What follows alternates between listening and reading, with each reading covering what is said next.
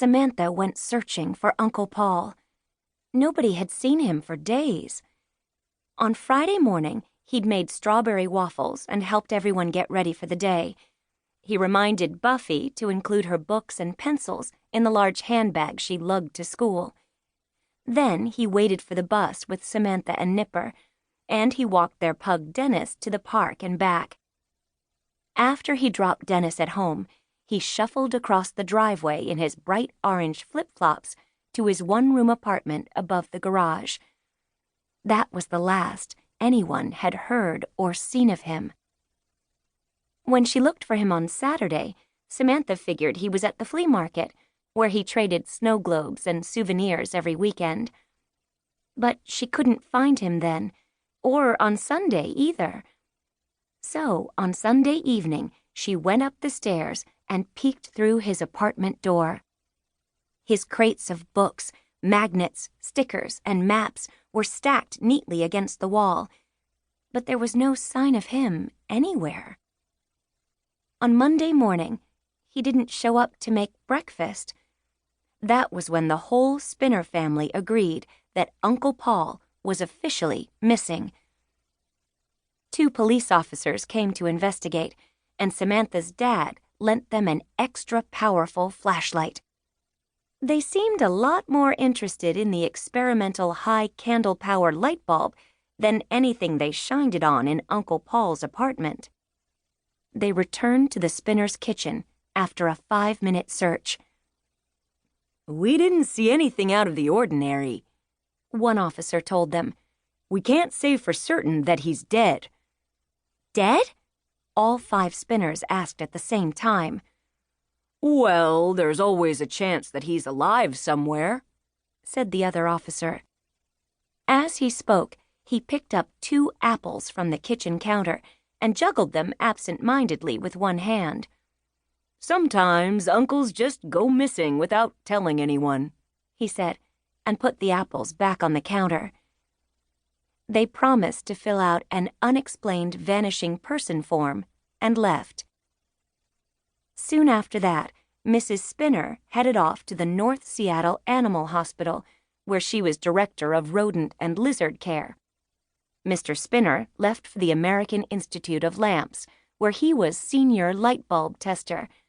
And Buffy, forgetting her books and pencils, grabbed her giant handbag and walked to school.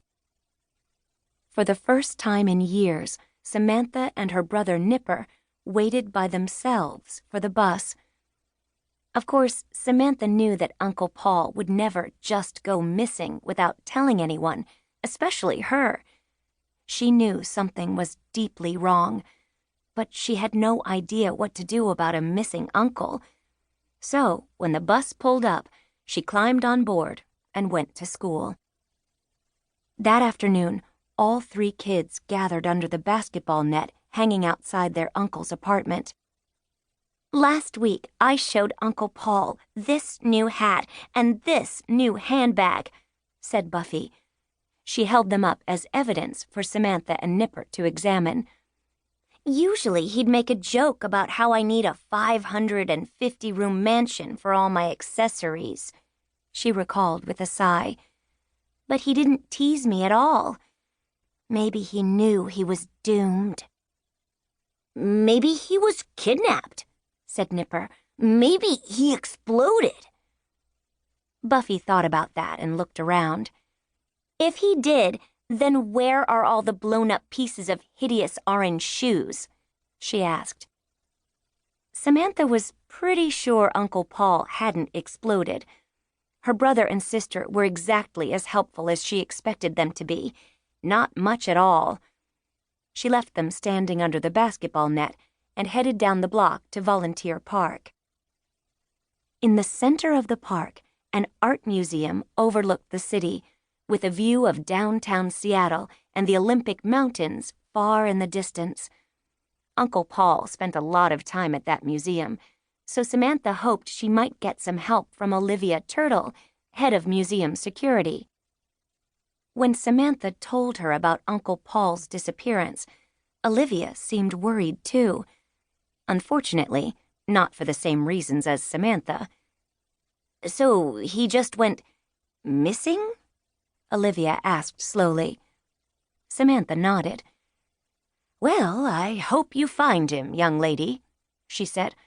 There's a big convention here next month, and security guards are coming from all over the world. I was going to ask your uncle to be on my trivia quiz team. She adjusted her badge. Nobody knows about art and architecture like Pajama Paul, she said. It always bothered Samantha when people called her uncle Pajama Paul. True, he did walk around in green plaid pajamas and a pair of bright orange flip-flops all day, every day. She had never seen him wearing anything else. But there was so much more to Paul Spinner than plaid pajamas.